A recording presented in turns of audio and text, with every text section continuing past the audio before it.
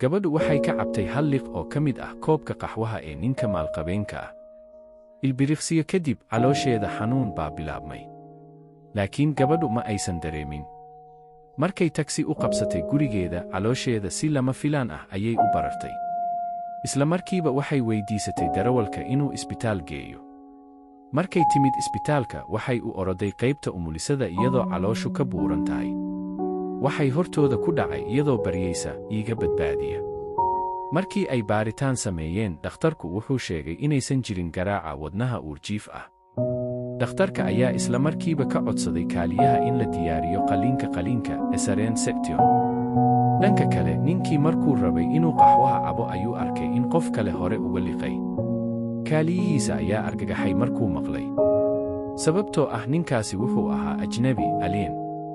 Qaxwaha uu cabo waxa uu lahaa tamar aad u weyn, qof caadi ah haddii uu cabo calooshiisu way barari lahayd. Markuu sidaas maqlay, ninku wuxuu isticmaalay sixir isaga oo isku beddelay goobta isbitaalka, wuxuuna qaboojiyey dhammaan shaqaalihii caafimaadka ahaa.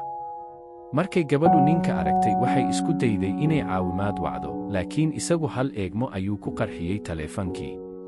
Kadib ninku si xoog ah ayuu u qabsaday gabadha oo weydiiyey haddii ay diyaar u tahay. Daqiiqad kadib labadooduba waxay isku arkeen cirka. Gabadhu waxay ku tidhi, isii daa. Markuu sii daayey, gabadhu isla markiiba hoos ayay u dhacday, laakiin waxay dhaqso ugu dhagtay ninka. Ninku ayaa weydiiyey sababta ay u cabtay qaxwihiisa. Gabadhu waxay tidhi iyadoo baashaalaysa, waxaan ahaa keliya qof xiisaynayay. Markuu maqlay ayuu ninku afka ka dhunkaday gabadha, waxaana markiiba ka suuxday oo gacmihiisa ku dhacday. Markay indhaha kala qaaday, caloosheeda sidii caadiga ahayd ayay ku soo laabatay.